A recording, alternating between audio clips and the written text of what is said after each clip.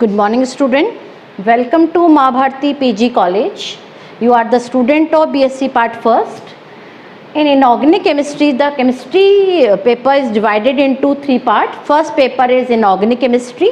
Second one is organic chemistry. Third one is physical chemistry. The first paper name is inorganic chemistry. The marks is 50 marks का ये paper होगा तुम्हारा. इस paper में तुम्हारे 5 unit होंगी, 5 units. Each unit contain 10 marks. First paper में तुम्हारे 5 यूनिट होंगी, हर यूनिट कितने मार्क्स होगी? 10 मार्क्स की. तो टोटल पेपर मार्क्स कितने होंगे? 50 मार्क्स का पेपर होगा. First we start unit third. The unit third name is covalent bond, सह संयोजक बंध. What is covalent bond? दो एटम्स के मध्य, दो परमाणुओं के मध्य यदि इलेक्ट्रॉन पेयर की शेयरिंग होती है या उनमें अतिव्यापन या उनमें ओवरलैपिंग होती है, उनके मध्य जो भी बॉन्ड बनता है उसको अपन सहसंयोजक बंध या क्या बोलते हैं? Covalent bond. कोवलेंट बॉन्ड दो प्रकार के होते हैं. एक होता है तुम्हारा पोलर और एक होता है नॉन पोलर. पोलर मतलब ध्रुवीय.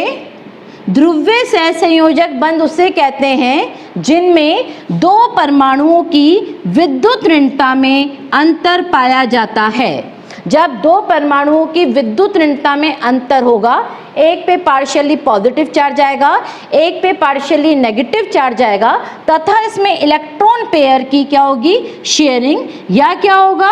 अतिव्यापन होगा. तो उस बॉन्ड को बोलेंगे अपन ध्रुवीय सहसंयोजक बंध. जैसे HCl, H2O, NH3, SO2, CHCl3. सब परमाणुओं की, दोनों परमाणुओं की विद्युत ऋणता में अंतर होगा. इलेक्ट्रॉन पेयर की साझेदारी से जो उनके मध्य बंध बनेगा उसको बोलेंगे हम सहसंयोजक बंध. जितने भी सहसंयोजक बंध होते हैं वो सब तुम्हारे दिशात्मक होते हैं. They are directional in nature. Non polar covalent bond उन्हें कहते हैं जिनमें दो परमाणुओं की विद्युत ऋणता समान होती है, उसे हम अध्रुवीय सहसंयोजक बंध कहते हैं. जैसे H2, Cl2, O2, N2. सब दोनों परमाणुओं की विद्युत ऋणता सेम है तो उसे बोलेंगे हम नॉन पोलर. जितने भी सहसंयोजक यौगिक होते हैं वो सब क्या पढ़ते हैं अपन? Like, dissolve like. समान समान को ही घोलता है, समान समान को ही घोलता है. अतः जितने भी आयनिक यौगिक होते हैं वो सब पोलर सॉल्वेंट में घुलते हैं, जबकि जितने भी कोवलेंट कंपाउंड हैं वो सब किस में घुलते हैं? नॉन पोलर में. इट मीन्स जितने भी आयनिक कंपाउंड हैं they are dissolve in polar solvent, while the covalent molecule can be dissolved in non-polar solvent.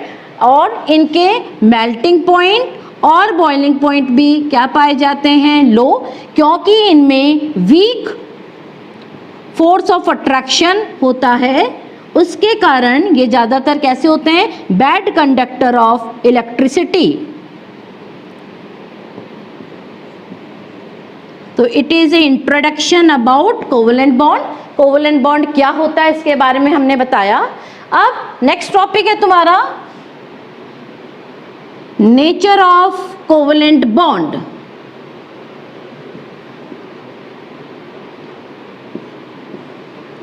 सहसंयोजक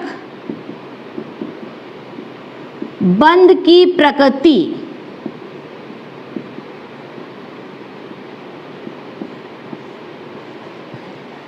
सहसंयोजक बंध की प्रकृति को हम दो सिद्धांत के द्वारा समझा सकते हैं. We can explain the nature of covalent bond by two theory. First is called as valence bond theory.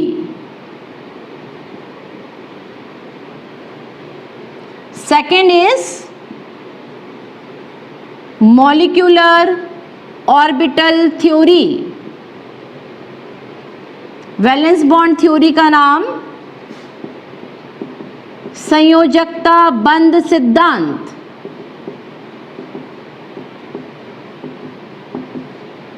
इसका आणविक कक्षक सिद्धांत।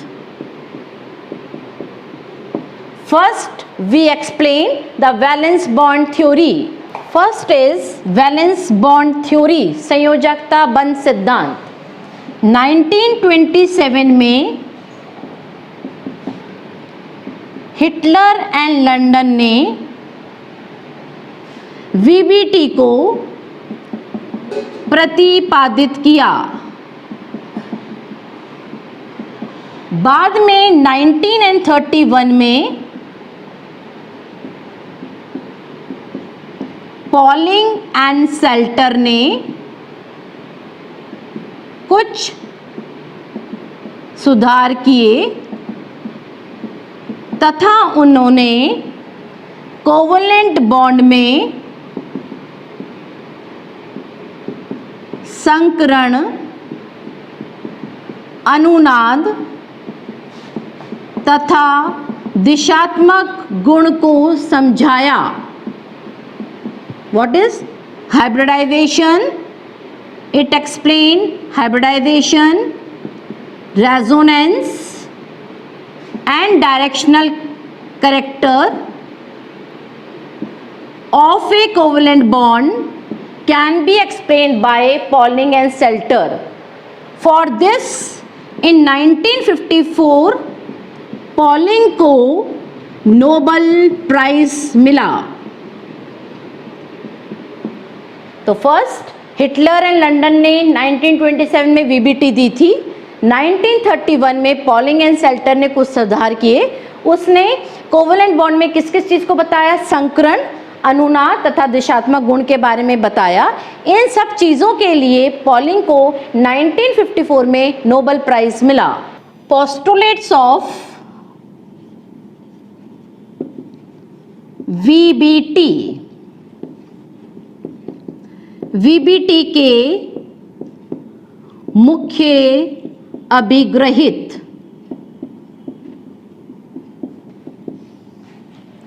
फर्स्ट पॉइंट इज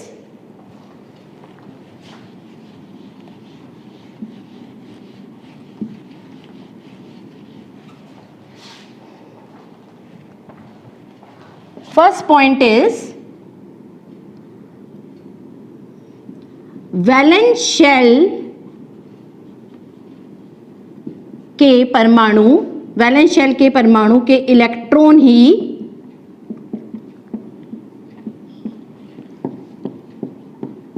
सहसंयोजक बंध में भाग लेते हैं। संयोजकता कोश के इलेक्ट्रॉन ही सहसंयोजक बंध में भाग लेते हैं। ये इलेक्ट्रॉन अयुग्मित होने चाहिए। कैसे होने चाहिए? ये इलेक्ट्रॉन अयुग्मित होने चाहिए। सेकंड पॉइंट, ये इलेक्ट्रॉन परमाणु कक्षक में उपस्थित रहकर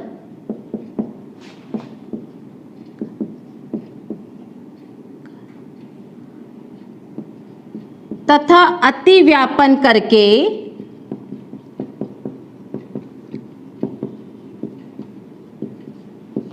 ये जो जितने अयुग्मित इलेक्ट्रॉन होते हैं परमाणु कक्षक में अतिव्यापन करके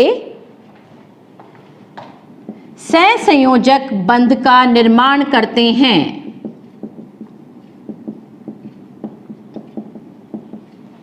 जितना अधिक अतिव्यापन होगा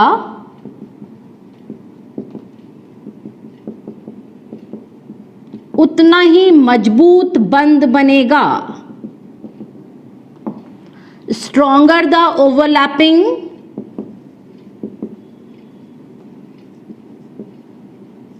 stronger will be the bond.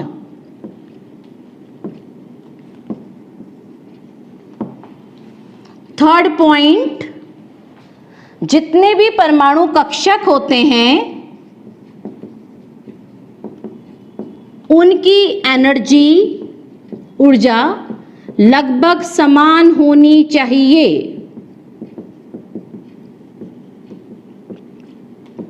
Third postulate. Fourth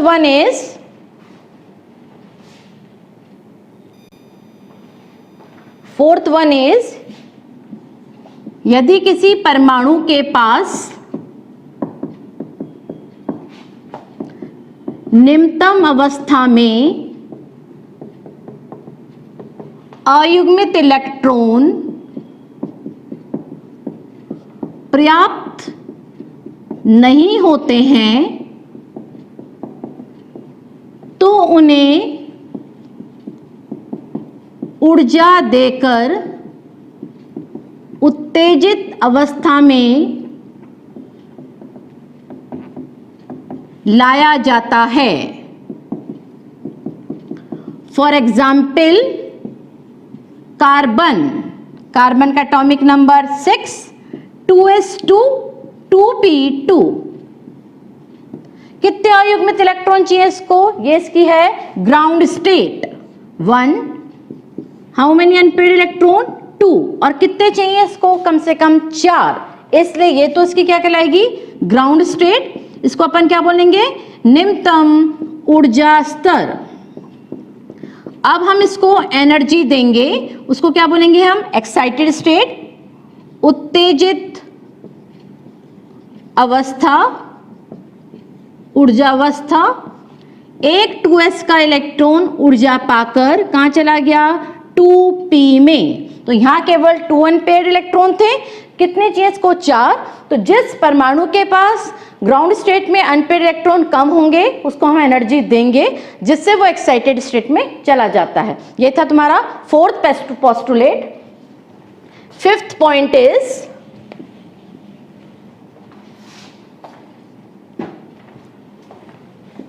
बंध निर्माण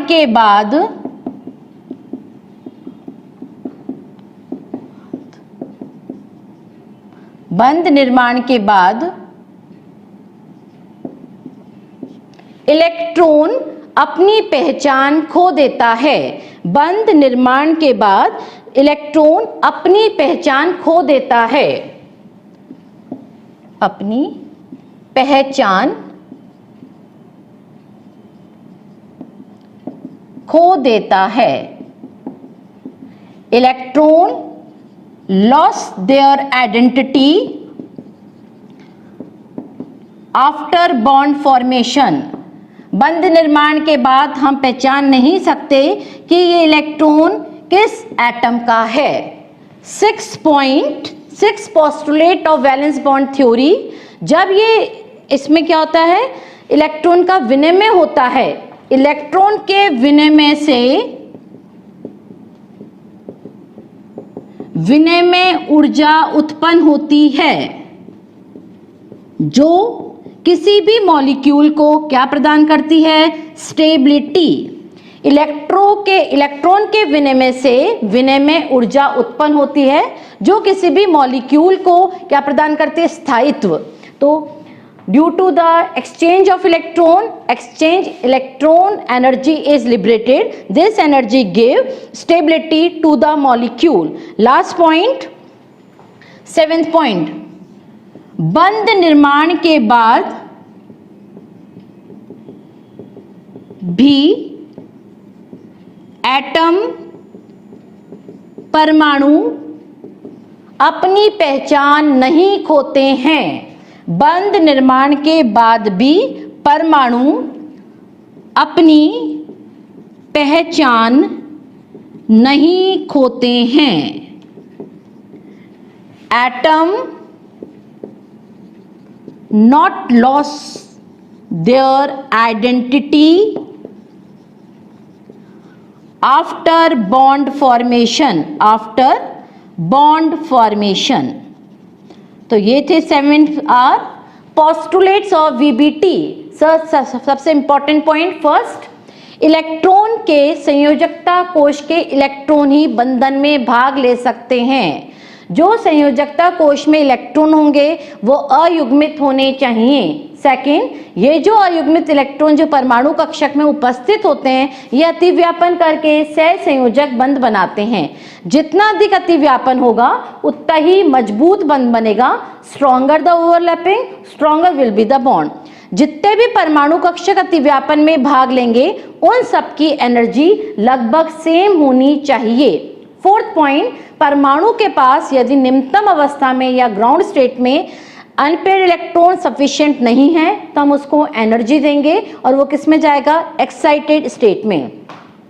बंध निर्माण के बाद सारे इलेक्ट्रॉन अपनी पहचान क्या कर देते हैं, खो देते हैं। इन इलेक्ट्रॉन के एक्सचेंज से जो एनर्जी बनती है उसको बोलते हैं एक्सचेंज एनर्जी। वो ही किसी भी मॉलिक्यूल को स्टेबिलिटी प्रदान करती है। लास्ट पॉइंट, बंध निर्माण के बाद भी एटम अपनी पहचान नहीं खो सकते हैं। तो ये थे postulate of valence bond theory. VBT ने ये एक्सपेरिमेंट सबसे पहले किस मॉलिक्यूल पे किया था, H2 मॉलिक्यूल। H2 मॉलिक्यूल की जो भी ओवरलैपिंग थी या उसमें सहसंयोजक बंध बनता है, इसको सबसे पहले स्टडी किसने किया था, हिटलर एंड लंडन ने, जिसके लिए उसको क्या मिला था, Nobel prize. Valence bond theory के द्वारा H2 मॉलिक्यूल को हिटलर एंड लंदन ने 1927 में समझाया। हिटलर एंड लंदन ने बताया कि H2 मॉलिक्यूल कैसे बनता है। H2 मॉलिक्यूल मतलब दो एटम है, एक H को लिखा मैंने HA और एक का नाम रखा मैंने HB। दोनों हाइड्रोजन के परमाणु हैं। इसके पास जो एक ही इलेक्ट्रॉन है उसको नंबर दिया मैंने 1, इसको नंबर मैंने दिया, इस इलेक्ट्रॉन को नंबर दिया 2। है एक ही electron but we represented by 1 and we represented by 2। इस एटम का नाम दिया HA, इसका नाम दिया HB। जो ये इलेक्ट्रॉन है इसका तरंग फलन मैंने लिखा साई A और इसका तरंग फलन लिखा मैंने साई B। ये they are the wave function of A atom and wave function of B atom. जब वो अनंत दूरी से एक दूसरे के पास पास आते हैं, when they come from infinite distance, तो दो बल कार्य करते हैं। Two forces are act. First is attraction force.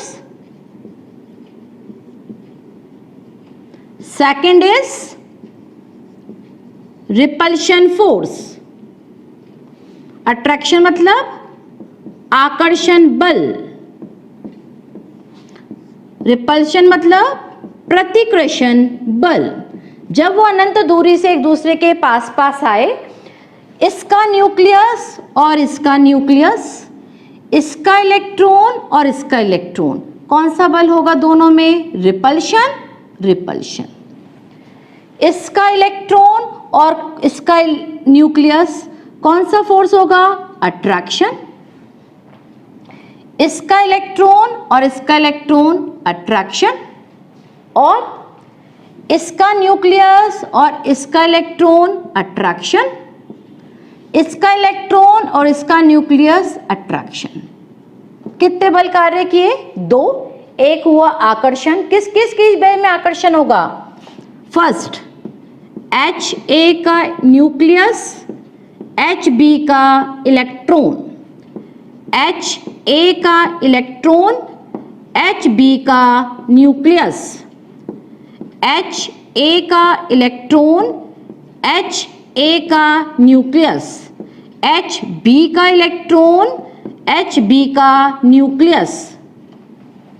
सब में क्या रहेगा? अट्रैक्शन। रिपल्शन, Ha का इलेक्ट्रॉन Hb का इलेक्ट्रॉन, Ha का न्यूक्लियस Hb का न्यूक्लियस, कौन सा बल कार्य करेगा? रिपल्शन। तो जब दो एटम अनंत दूरी से एक दूसरे के पास पास आते हैं तो दो बल कार्य करते हैं, अट्रैक्शन और रिपल्शन। साम्य अवस्था दूरी पर, साम्य अवस्था दूरी पर at equilibrium distance attraction force is equal to repulsion force। आकर्षण बल प्रतिकर्षण बल को संतुलित कर देता है, जिससे उन दोनों में अतिव्यापन होता है और सिग्मा बॉन्ड, सिग्मा सहसंयोजक बंध का निर्माण होता है। तो फर्स्ट Ha का एक H एटम है, उसको बोला Ha, एक है Hb। जब अनंत दूरी से एक दूसरे के पास पास आते हैं तो दो बल कार्य करते हैं, अट्रैक्शन और रिपल्शन। अट्रैक्शन पॉजिटिव और नेगेटिव के बीच में होता है, रिपल्शन पॉजिटिव पॉजिटिव के बीच में होगा या नेगेटिव नेगेटिव के बीच में होगा। जब दोनों फोर्स एक दूसरे को संतुलित कर देंगे तभी उनमें क्या होगा?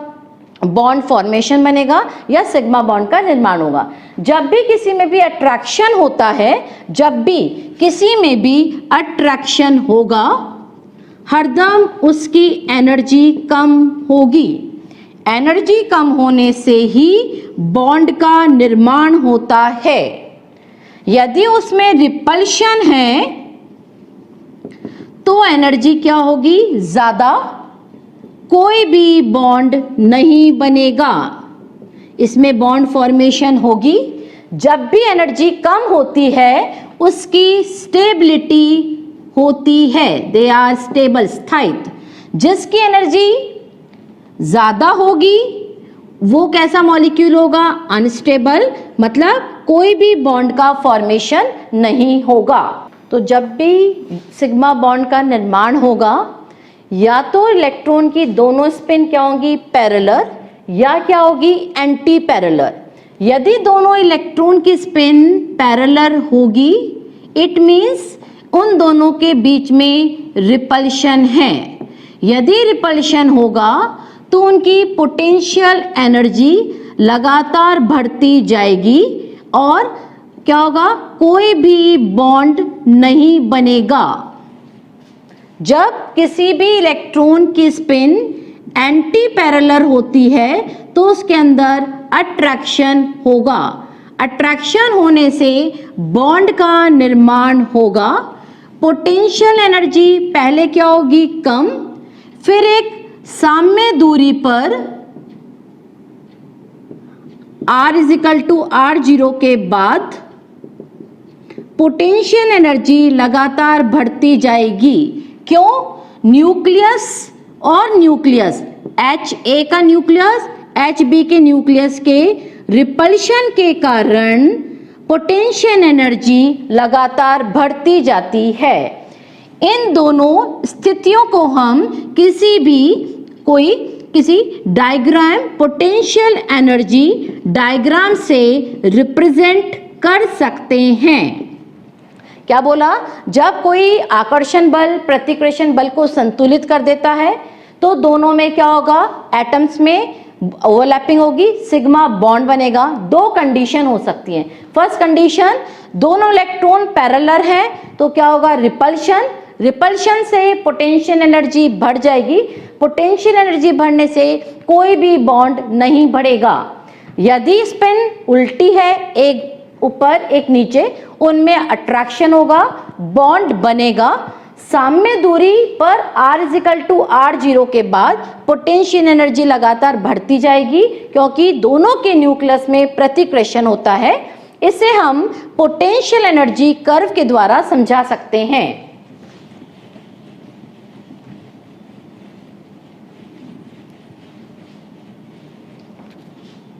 ये है तुम्हारा potential energy, 0, negative, positive, inter ionic distance, अंतरायनिक दूरी,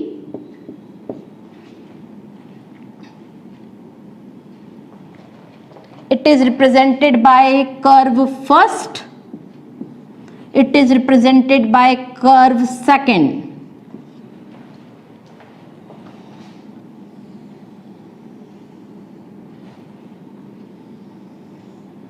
It is curve first and it is curve second. Potential energy repulsion, दोनों इलेक्ट्रॉन एक ही स्पिन में। पोटेंशियल एनर्जी अट्रैक्शन, दोनों इलेक्ट्रॉन एक ऊपर एक नीचे। यह है तुम्हारा R, इसको बोलेंगे अपन R इजिकल टू R0, साम्य दूरी।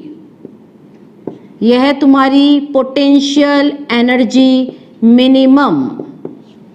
तो फर्स्ट कर्व में लगातार पोटेंशियल एनर्जी बढ़ रही है क्योंकि उसमें रिपल्शन हो रहा है, दोनों इलेक्ट्रॉन एक ही स्पिन में हैं। सेकेंड कर्व में पहले पोटेंशियल एनर्जी लगातार घटती गई, उसके बाद बढ़ी, जिस पॉइंट पे वो सबसे कम हुई उसे बोलेंगे साम्य दूरी। उस साम्य दूरी के बाद दोनों नाभिकों के रिपल्शन होने से पोटेंशियल एनर्जी लगातार बढ़ रही है, इसे बोलेंगे पोटेंशियल एनर्जी अट्रैक्शन। अट्रैक्शन होगा तो एनर्जी क्या होगी तुम्हारी? कम। यदि कम होगी तो बॉन्ड का निर्माण होगा और उसकी स्टेबिलिटी ज्यादा होगी। तो ये क्या है? Potential energy curve for H2 molecule.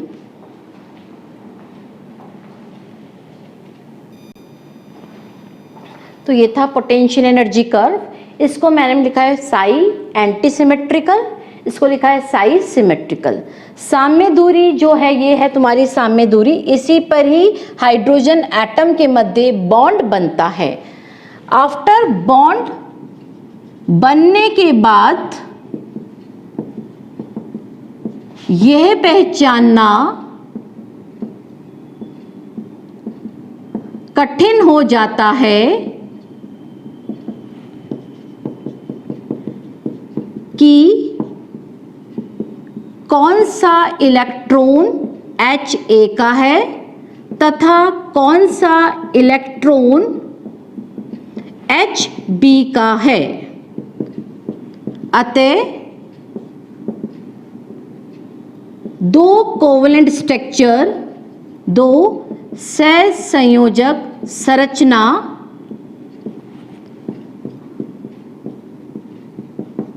Possible हैं। क्या लिख सकते हैं हम? जब बॉन्ड बन गया, हमें पता नहीं कौन सा इलेक्ट्रॉन किसका है, Ha का है, कौन सा इलेक्ट्रॉन Hb का है, तो हम दो प्रकार की कोवलेंट स्ट्रक्चर बना सकते हैं। कौन सी? देखो, फर्स्ट Ha का 1, Hb का 2, ये लिखा था अपन ने, यही दो डायग्राम बनाए थे अपन ने। यहां पर इसका Ha है, यह है तुम्हारा Hb, इसके इलेक्ट्रॉन को रिप्रेजेंट किया था मैंने 2, इसके इलेक्ट्रॉन को रिप्रेजेंट किया था 1। इट इज ए इलेक्ट्रॉन है, एक ही बट रिप्रेजेंटेशन है। ये बीच में क्या है तुम्हारा? नाभिक है। तो फर्स्ट सिचुएशन क्या मानी मैंने? फर्स्ट स्ट्रक्चर, Ha के पास अपना इलेक्ट्रॉन है, Hb के पास अपना इलेक्ट्रॉन है। जब उनमें ओवरलैपिंग हुई तो मैंने माना कि Ha का 2 हो गया, Hb का 1 हो गया, दोनों के इलेक्ट्रॉन की क्या हो गई? एक्सचेंज। तो ये क्या हो गई? Equation number 2। इस पे कोई भी पॉजिटिव और नेगेटिव चार्ज नहीं लग रहा है, इसलिए फर्स्ट और सेकंड संरचना तुम्हारी कौन सी है? कोवलेंट स्ट्रक्चर, सह संयोजक संरचना। अब हम इसका वेव फंक्शन कैसे लिख सकते हैं? कैसे लिखेंगे इसको अपन?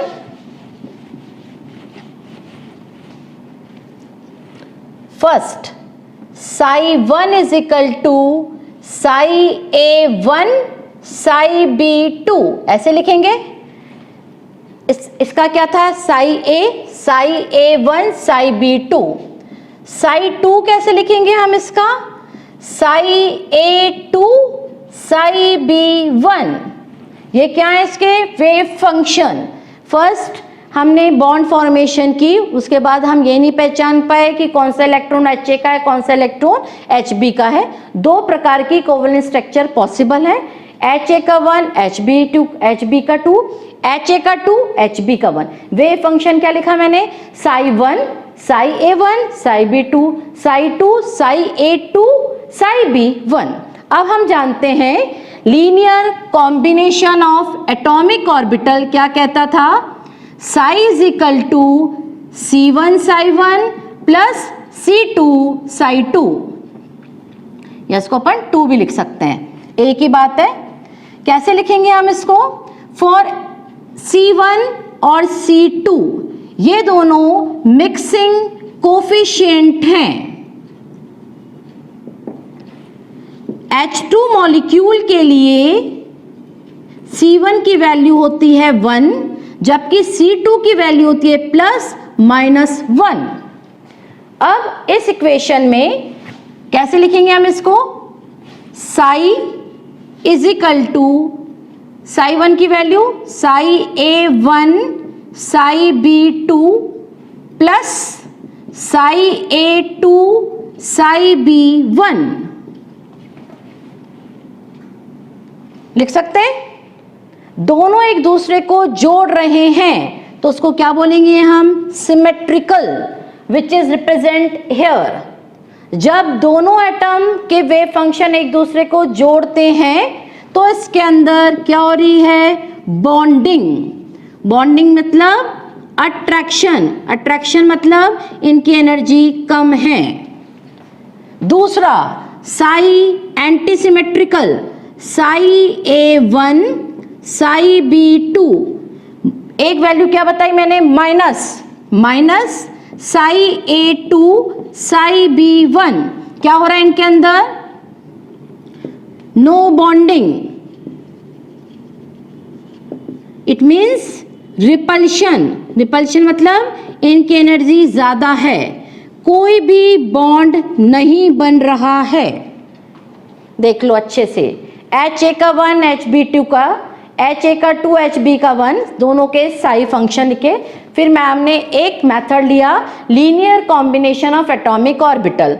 जब दोनों इलेक्ट्रॉन या परमाणु के परमाणु कक्षा को आपस में जोड़ते हैं तो क्या इक्वेशन है, psi is equal to C1 psi1 plus C2 psi2। C1 and C2 are called as mixing coefficient. For H2 molecule, C1 value is 1, while C2 is +-1. If two species या दो चीजें आपस में जुड़ती हैं तो क्या बनेगी, bonding, which is represent here by curve 2। जहां एक दूसरे को चीजें घटा रही हैं, कोई भी बॉन्ड नहीं बन रहा है, that is represent by psi-A। तो it is all about the H2 molecule which is represented by valence bond theory।